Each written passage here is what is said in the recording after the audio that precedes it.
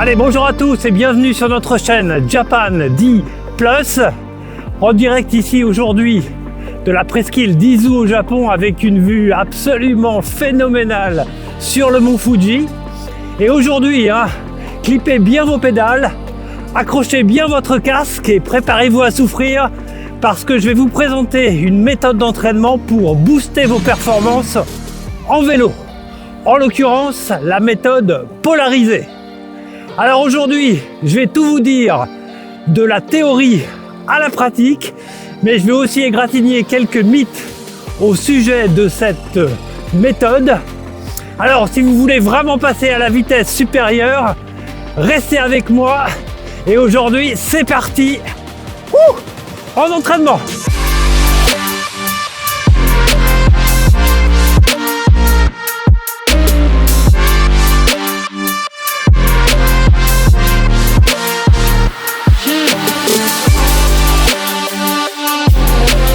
Allez, je profite de cette magnifique vue du mont Fuji derrière moi pour faire une petite pause et pour vous expliquer ce qu'est cette méthode dite polarisée. Alors, de façon simpliste, cette méthode est une méthode d'entraînement qui vous permet de maximiser vos gains en un minimum de temps. Autrement dit, si vous avez un volume d'entraînement défini, limité, comme la plupart d'entre nous, eh bien de façon consensuelle, c'est avec cette méthode dite polarisée que vous allez progresser le plus vite. Alors cette méthode, elle a été rendue populaire dans les années 2000, notamment par un chercheur américano-norvégien qui s'appelle Stephen Seiler. Je vous mettrai quelques références bibliographiques en commentaire. Mais ce chercheur a étudié auprès de cyclistes les meilleures méthodes pour optimiser leurs gains de performance. Et donc ces méthodes consistent d'abord à sectionner les différents entraînements en zones d'entraînement. Vous savez bien sûr que vous avez des zones dites de pulsation cardiaque, des zones de puissance, et ces méthodes consistent à focaliser sur certaines zones. Alors la méthode dite polarisée, qu'on appelle des fois la méthode 80-20, qui est pas forcément un bon terme, j'y reviendrai un petit peu plus tard, mais cette méthode, elle consiste à focaliser vos entraînements, principalement en termes de durée, sur des entraînements à basse intensité, et ensuite le reste à focaliser sur de la forte intensité. Contrairement par exemple à des méthodes dites pyramidales qui ont un graphique différent, je vais vous montrer différents éléments pour que vous puissiez comparer, ou d'autres méthodes que vous connaissez peut-être, comme par exemple la méthode Sweet Spot, qui est plutôt une méthode qui va se focaliser sur une zone seuil. Alors cette méthode, elle n'est pas purement cycliste, je l'emploie aussi bien sûr dans mes entraînements marathon, et je vous invite d'ailleurs à lire un excellent livre écrit par Kilian Jornet, que vous savez, cet athlète en trail running et notamment à l'UTMB, qui a écrit ce bouquin que je vous mettrai en référence sur les entraînements en montagne et qui traite justement de cette question de l'entraînement polarisé. Allez, on continue maintenant sur la route.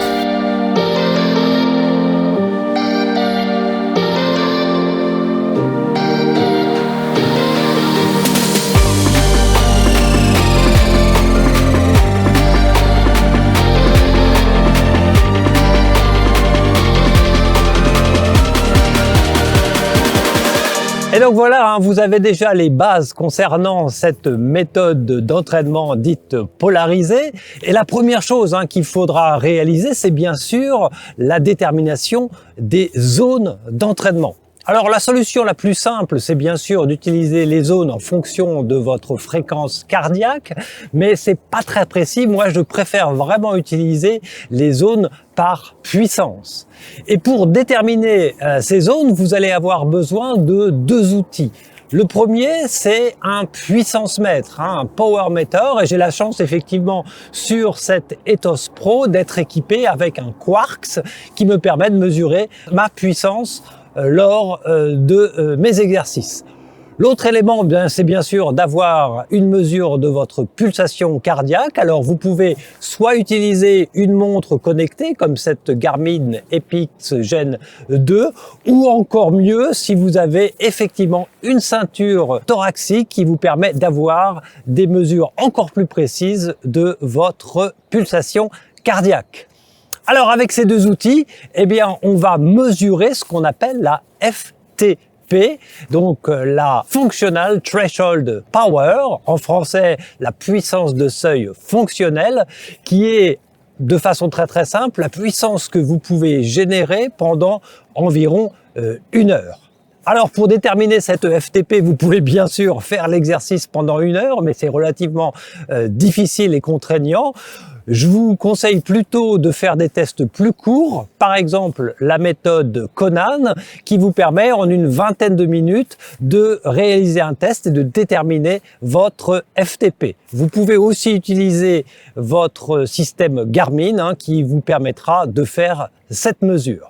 Alors, une fois que vous avez cette FTP en place, c'est relativement simple. Vous allez pouvoir déterminer vos zones d'entraînement d'une zone 1 jusqu'à une zone 6, qui est un pourcentage de votre FTP. Et je vous le marquerai ici pour que vous puissiez faire l'exercice vous-même. Alors la FTP est bien sûr intéressante, c'est vraiment la force que vous avez, la puissance que vous pouvez développer, comme par exemple les chevaux d'un moteur sur un véhicule. Mais la puissance du moteur, c'est bien sûr un élément, et il faut regarder aussi le poids du véhicule. Vous pouvez bien sûr avoir un tracteur avec un moteur très puissant, mais il sera moins rapide qu'une Twingo qui est beaucoup plus légère avec un petit peu moins de puissance. Alors l'essentiel, c'est de regarder effectivement ce rapport watts par kilo qui vous permet de déterminer votre niveau, et c'est vraiment moi ce que j'utilise pour regarder mon progrès. Je vous mettrai ici les recommandations ou les mesures que Garmin propose pour déterminer votre niveau par rapport à votre âge et votre condition physique. Alors maintenant qu'on a effectivement notre FTP et les différentes zones, il va falloir les utiliser avec cette méthode polarisée, et on va retourner sur le vélo pour commencer par la zone 2 qui est une zone essentielle.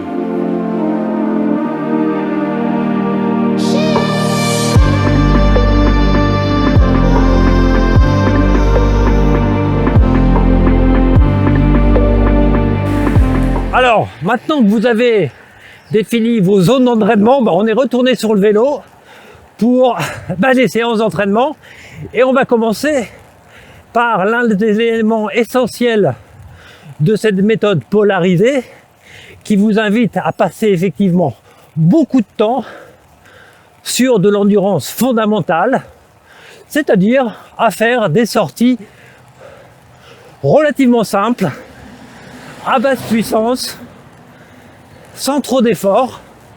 Alors ça peut être un petit peu contre-intuitif, et d'ailleurs je pense que vous avez tous entendu dire de marathoniens que il est important de savoir courir doucement pour pouvoir courir vite. C'est le même principe. Cette méthode polarisée vous invite à passer 70 à 80% de votre temps dans la zone 2. Alors quel est l'avantage de cette zone 2? C'est que pendant cet effort relativement facile, le corps va apprendre à utiliser l'oxygène de façon un petit peu plus biologique. On a montré qu'en zone 2, votre corps va produire beaucoup plus de mitochondroïdes, qui sont les cellules qui génèrent l'ATP, donc l'énergie. Donc vous allez apprendre à votre corps à utiliser l'oxygène en zone aérobie, à être beaucoup plus efficace. Alors l'avantage de la zone 2 n'est pas seulement effectivement la consommation d'oxygène, il y a d'autres intérêts. Le premier, c'est que ça favorise la lipolyse, donc la consommation de graisse. Le deuxième avantage de la zone 2, c'est que ça construit votre système cardiovasculaire.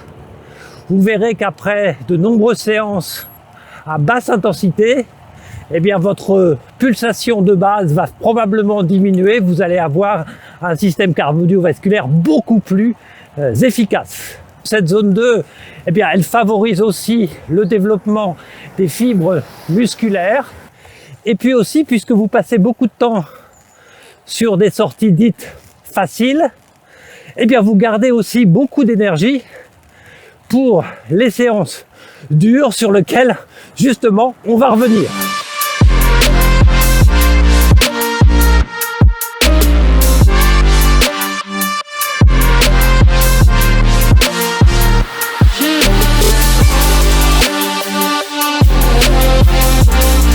Allez, maintenant on a tombé la veste et on va passer à la séance haute intensité, parce que c'est ça aussi l'intérêt de cette méthode polarisée, c'est qu'on va maintenant aller à fond pendant 20% de nos séances sur de la haute intensité avec de la zone 4, de la zone 5, un peu de zone 6, et là ça va faire mal. C'est parti. Wouh. Ouh, les jambes font mal. Ouah. On y va.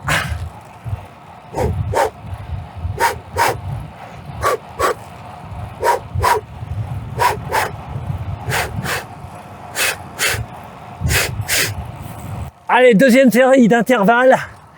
Et là, ça va faire mal. Ouh, on va monter en zone 5 pendant 7 à 8 minutes. Ouh. Allez, on y va, on donne de la puissance, on y va à fond. La puissance monte, le cœur aussi. Allez, encore un peu, on y va. Avant la récup, on y va, on y va. On laisse rien passer. On monte, on monte. Allez. Allez, je vais pas pouvoir parler pendant toute cette séance, mais je vous mettrai en commentaire quelques exemples de séries à réaliser entre zone 4, 5 et une séance qui va vous tuer avec des sprints en zone 6. L'idée, c'est de faire des séries à haute intensité, un peu de récup et de relancer.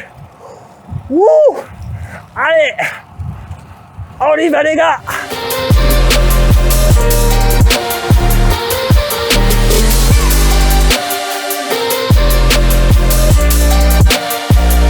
Alors attention, il y a quand même pas mal d'incompréhensions concernant cette méthode polarisée. La première question qu'on se pose, c'est est-ce que toutes nos séances doivent être polarisées? Eh bien la réponse, elle est non. Vous n'allez pas réaliser sur une seule séance ce système de polarisation. Vous devez regarder sur un moyen terme votre niveau et faites des séances effectivement complètement dédiées à des zones 2, donc en endurance fondamentale, et puis dans la semaine, 1 à 2 séances de travail à haute intensité pour avoir au global cette balance entre vos séances. Le deuxième point qui est souvent incompris, c'est qu'on se dit, puisqu'on a un système polarisé, eh bien les entraînements médiums, les entraînements seuil, on doit complètement les éviter. Et là, c'est forcément une mauvaise idée puisque ces entraînements seuil sont aussi essentiels. C'est toute une question effectivement de balance. Et c'est ce qui m'amène à la troisième incompréhension qui est liée à l'utilisation du terme 80-20 pour désigner cette polarisation. Généralement, on dit qu'il faut faire 80% d'exercices à basse intensité et 20 à forte intensité. Je vous dis tout de suite, c'est pratiquement impossible. Alors quand vous regardez dans la littérature ce que Steven Seiler propose, ce n'est pas des temps d'entraînement, mais de nombre de séances. Et au bout du compte, vous allez effectivement faire beaucoup de séances en zone 2, moins de séances en zone 4 et 5, mais des séances séances de forte intensité vont aussi inclure des zones de médium intensité et des zones de basse intensité. Ce qui fait qu'au total, en volume d'entraînement, vous allez avoir environ 70 à 75% d'entraînement en zone 2, donc en entraînement fondamentaux, 15 à 10% en véritablement haute intensité et le reste, 5 à 10% en intensité moyenne. Allez, mais après tout, on n'est pas non plus nous-mêmes des athlètes de haut niveau, des athlètes professionnels. Moi, je suis plutôt un cycliste du dimanche. Alors moi, ce que je vous recommande, c'est bien sûr de comprendre ce système d'entraînement, mais de prendre un petit peu de distance et de retenir 3 points essentiels. Le premier point, comme je vous l'ai dit, c'est véritablement de vous pousser à faire des séances d'endurance, des séances faciles en zone 2. Et croyez-moi, c'est peut-être là le point le plus difficile. Le deuxième point, c'est de trouver une bonne balance entre vos sorties. Finalement, un entraînement polarisé, ça veut dire un entraînement balancé entre des zones 2 et des zones plus difficiles. Alors, bien sûr, pensez bien quand vous sortez, si vous avez fait beaucoup de séances difficiles, compensez par des séances plus faciles. Alors, dernier point, c'est de ne pas être toujours complètement rivé à des données. Écoutez votre corps, profitez de vos sorties en cyclisme, et puis si vous êtes rivé complètement sur votre Garmin, sur votre performance, vous allez rater l'essentiel d'une sortie en vélo, qui est bien sûr de profiter de ces magnifiques paysages comme vous l'avez derrière moi.